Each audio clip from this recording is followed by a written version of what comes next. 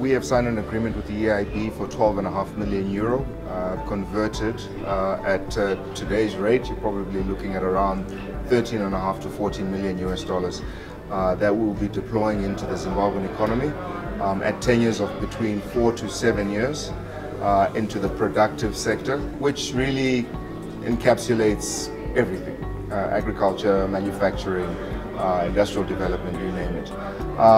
We are looking at clients that specifically need the funding for CapEx or capital expenditure as they look to grow their operations, and we will be distributing the money in US dollars. I think the impact will be meaningful. You know, when we were doing the numbers in terms of the pipeline, we expect to create circa over 2,000 jobs on some of the companies that we are looking to fund. In terms of export revenues, from that 14 million over 3 to 4 years, it could easily translate into 60 to 70 million of US dollar proceeds coming back into Zimbabwe.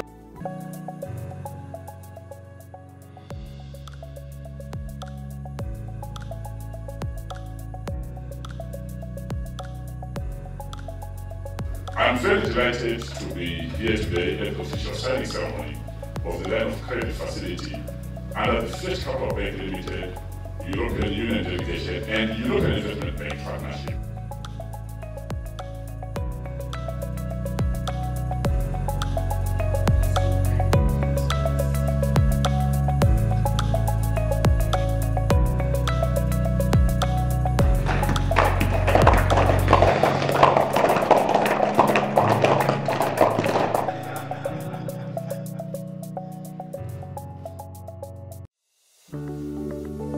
It's the SME sector. We are very interested in agriculture. We're very interested in manufacturing. So we look towards those two particular sectors. And as you know, Zimbabwe is an agricultural country. So there's the growing of the products, there's the inputs to the products, there's the outputs of the products, there's the exports that come from that. So, you know, a good example is blueberries. The global blueberry industry has taken a dive, but not the Zimbabwean blueberry industry. Our product comes at the right time, and the quality of our product is globally recognized as top-notch. We always look to facilitate women in business.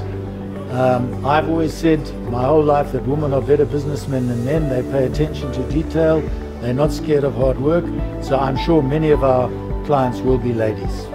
I'm very happy that this facility has been agreed to and signed to, because it's one way that the European Union, through the European Investment Bank in this case, can support the Zimbabwean private sector, because private sector obviously is key for economic growth. You can't have economic growth without the private sector that produces it, and ultimately, so we hope that this will then, through that private sector induced economic growth, be supportive for the whole country and the Zimbabweans in general. Well, I think it's basically the conditions are that you look at which does have a profitable and a reliable business model. I think that's the key. I think from an EU perspective, we would very much love to have women entrepreneurs included. The key is, though, that will they be able to generate revenues, will they be able to pay back, and will they be able to expand, and in that sense, that is it viable?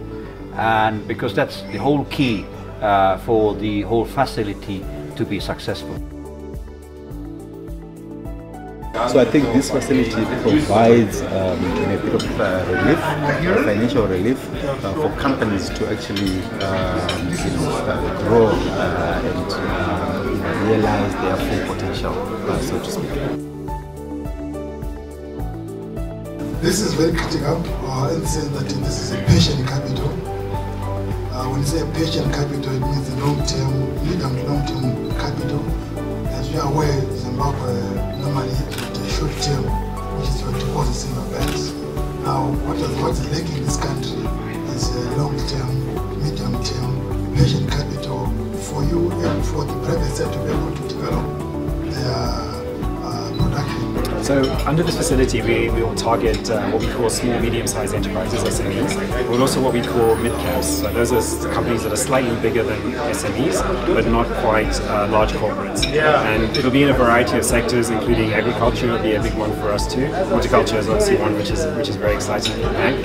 So, but it'll be up to the FCB to decide which sectors they'll be working in for those type of I know companies. So we see impact in two ways. One is that we would like to see in the SME space, we would like to see sustainability of SMEs, so the ones that are struggling and need to go through the next level. We want to see expansion of those SMEs and those businesses and plans going through, and we'd like to see job creation. So those are the real three areas we'd like to see.